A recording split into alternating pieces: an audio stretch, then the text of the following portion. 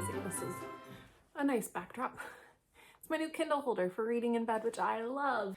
So today I'm going to talk about my anticipated releases for the first quarter of 2025, which is so hard to believe that it's 2025 and that we're here. And with it being an election year in the United States, publishing wasn't like super great this year. And so I feel like there were just a lot of books that publishers were holding until the new year. And so I'm kind of excited. I've got quite a few books that I'm like pretty pumped about that are releasing this year. I've gotten approved for quite a few on NetGalley. And then I have a few like big releases that everybody's excited for. So we're starting in January, and January has a few books that I'm pretty excited about. I've already read some of them. Obviously, Onyx Storm is coming out, and that's book 3 in the Fourth Wing Imperium series. And so, yeah, I'm really excited for that. I'll probably drop everything and read that once it's in my hands. I have pre-ordered that. And then May Cortland has another book coming out, and it's the sequel to 5 Broken Blades, which I really liked. It was just a lot of characters. I will probably read the second one. So that's 4 Ruined Realms, and it picks up right where the first book left off. So those are 2 in January that I am pretty excited for. And then the rest in January, one that I'm like, this is one of my most anticipated. Now in 2008, if you are like my generation or whatever, I guess it's not even generational, but there was a Canadian ice dancing couple, Scott Moore and Tessa Virtue, that everyone was convinced they were like in love with each other. They just had the best chemistry when they were ice dancing at the Olympics. And so there is a book coming out called The Favorites. And this publishes on January 14th, and it's by Lane Fargo. And I'm guessing it's kind of based off this dynamic and this relationship. So I'm hoping to start that once I finish the 2 books I'm trying to get done by the end of 2024. Because this is definitely like one of my most anticipated. But it says, to the world they were a scandal, to each other an obsession, an epic love story set in the sparkling savage sphere of elite figure skating, starring a woman determined to carve her own path on and off the ice. Part Wuthering Heights and part Daisy Jones and the Six was blurred by Jodi Picoult. Okay. And then I've got All the Water in the World. This comes out on January 7th. And this is a book, it's a literary thriller set partly on the roof of New York's Museum of Natural History in a flooded future. It's told in the voice of a girl gifted with a deep feeling for water. In the years after the glaciers melt, Nani, her older sister, and her parents and their researcher friends stayed behind in a deserted New York City, creating a settlement on the roof of the American Museum of Natural History. The rule: take only from the exhibits if you're in dire need. They hunt and grow their food in Central Park as they work to save the collections of human history and science. When a superstorm breaches the city's flood walls, they have to escape north, and then they go along the Hudson and like encounter different people. I think that sounds absolutely fascinating. And then Fiona Davis has a new book out called The Stolen Queen, and this is gonna go between, which Fiona Davis is really good about taking like 2 storylines and putting them together. So this one is New York City's most glamorous party to the labyrinth streets of Cairo and back, which I just read Where the Library Hides and What the River Knows. I don't remember the order of those. I've just really liked some of the ancient Egyptian Cairo history and stuff. So this will be a very interesting one. The Lodge by Kayla Olson. Spoiler alert, I have already read this one. This comes out January 7th as well. I really liked her first book. This was no different. This is a rom-com about a writer who decamps in a Vermont lodge to work, but finds herself distracted by a charming ski instructor. It was just cute. Definitely perfect for that like winter vibe. And then I was approved for this romance that I know very little about. It's called Only in Your Dreams by Ellie K Wild, and it is a hockey romance, a spicy small town brother's best friend sports romance. The sequel to A Feather So Black, which I have not yet read, even though I know a ton of people have adored. So this is one of the books I would really hope to get to in 2025. The sequel is A Crown So Silver by Lyra Celine. Don't know much about it. And then Emily Jane wrote On Earth as It Is in Television, which I read, I think 2 years ago and really, really liked. It was a Dog-Eared Picks subscription, a Dog-Eared Books dog pack subscription for a book subscription at my local indie Dog-Eared Books that I loved.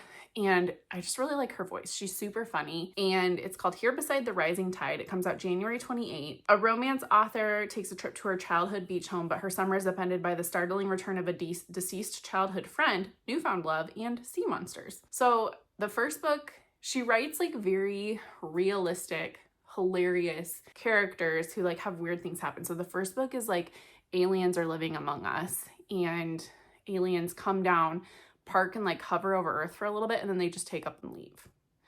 And it's kind of the ramifications of that. So this one I'm expecting will be just as weird, just as delightful, but like also she just has a really great voice. And then my final January release is My Inconvenient Duke by Loretta Chase. This is a historical romance from an author that I just do really love. This is a charming brother's best friend second chance historical romance. So I'm not really gonna go into that much. So let's go to February. I don't have a ton for February actually. So probably my most anticipated release in February, this comes out February 4th, is called Blackwood's Blue Sky by Eowyn Ivey. She wrote The Snow Child, and I adored that book. So this is a mythical, the author returns to the mythical landscapes of Alaska with an unforgettable dark fairy tale that asks the question, can love save us from ourselves? Birdie's keeping it together. Of course she is. She's a little hungover. She has to bring her daughter to a job waiting tables at an Alaskan roadside lodge, but she's getting by. Arthur Nielsen is a soft-spoken and scarred recluse who appears in town only at the change of seasons he brings Emily back to safety when she gets lost in the woods. Most people would avoid him, but to Birdie, he represents everything she's ever longed for. She finds herself falling for Arthur in the land he knows so well. So then they move in together, and that's kind of where it unfolds. I love her writing, so this is one I'm super excited for. And then Curtis Sittenfeld has a short story collection coming out called Show Don't Tell. That's all I got for you. I really like her writing, so I was excited about that. Back After This by Linda Holmes. She wrote Evie Drake Starts Over and Flying Solo. So she's a podcast producer, agrees to host a new series about modern dating, but will the show jeopardize her chance at finding real love? I just think she writes really good. They're closed door, really just well thought out female characters. And then this one I know nothing about, but the cover is super stunning. And it's called Junie. A young girl must face a life-altering decision after awakening her sister's ghost, navigating truths about love, friendship, and power as the Civil War looms.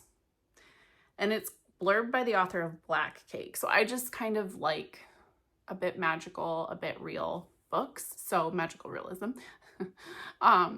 They go well together for me, and I'm excited for this one. And then let's go to March. So in March, there's quite a few coming out. So The Story She Left Behind by Patty Callahan Henry. She's an author that I've enjoyed a lot of books from, but her most recent was kind of a letdown. So this is a true literary mystery, inspired by a true literary mystery. In 1927, 8-year-old Clara Harrington's magical childhood shatters when her mother, an author, disappears off the coast of South Carolina.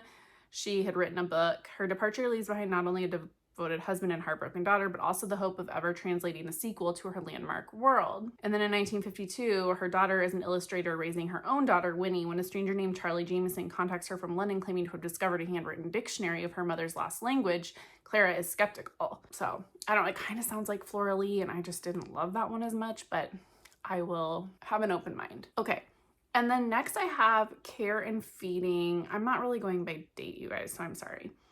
Care and Feeding by Lori Wolliver. This is a memoir. So Lori Wolliver she worked for like Mario Batali and Anthony Bourdain. She worked with Anthony Bourdain on some of his writing, I believe. And so this is just her memoir, and I really love food writing and food memoirs, and so I just know that's going to be kind of a hit for me. And then Scott and Bothered by Alexandra Kiley. This is her second book, romance. I really liked her first one, and so I just knew this was going to be like an auto one I would request. Chimamanda Ngozi Adichie has a new novel coming out, Dream Count. I loved Americana, and I've loved, I think, Purple Hibiscus I read by her too. So it's been 10 years since her last book. Chiamaka is a Nigerian travel writer living in America. Alone in the midst of a pandemic, she recalls her past lovers and grapples with her choices and regrets. Zipporah, her best friend, is a lawyer who's been successful at everything until, betrayed and brokenhearted, she must turn to the person she thought she needed least. Olma Logar, Chiamika's bold, outspoken cousin, is a financial powerhouse in Nigeria who begins to question how well she knows herself. And Kadia, too, Chiamaka's housekeeper, is proudly raising her daughter in America, but faces an unthinkable hardship that threatens all she has worked to achieve. I am super excited for this one. She is such a good writer. Like, there is something about Nigerian authors. They are like having this renaissance in writing, and there's so many incredibly talented Nigerian authors. So this is one I'm just very excited about. Promise Me Sunrise by Cara Bastone. She wrote another book that was really gorgeous this year that I didn't read, but everybody loved it. So I requested this on NetGalley and was approved for it. This is a how do you find yourself after you lose the one you loved the most? Grieving the loss of her best friend, a young woman's life is turned upside down when she meets a grumpy stranger who swears he can help her live again. I love grief. I love romance books, and when they come together, that tends to work for me, so I think that that one will be a hit. Broken Country by Claire Leslie Hall. This one I have seen it raved about by Fabled Bookstore, and I think Meredith of Currently Reading. A love triangle unearths dangerous, deadly secrets from the past in this thrilling tale, perfect for fans of The Paper Palace and Where the Crawdads Sing. I loved both of those, so okay. And then The Sirens I thought published in March, but it actually isn't published till April, so never mind, guys. Saltwater, this is one that I was just sent by the publisher. I knew nothing about it, and it sounds so interesting. It is by Katie Hayes. It's set on the glittering island of Capri where anything can be a mirage and no one holds a grudge like family. So she wrote The Cloisters. So this is a thriller about an opulent family's retreat to Italy that's shattered by the resurfacing of a decades-old crime.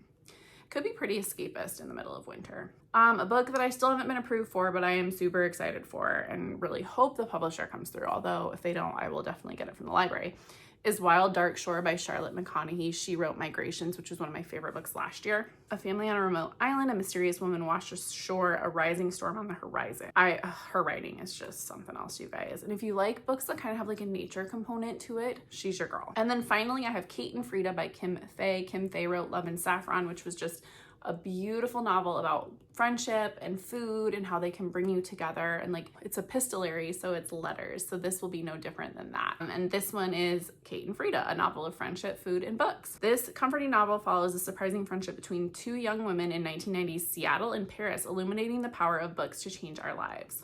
So I have a feeling this will be one that I will read, knock it out in a weekend, and just adore it. All right, so those are all the books that I am super excited for the first quarter of 2025.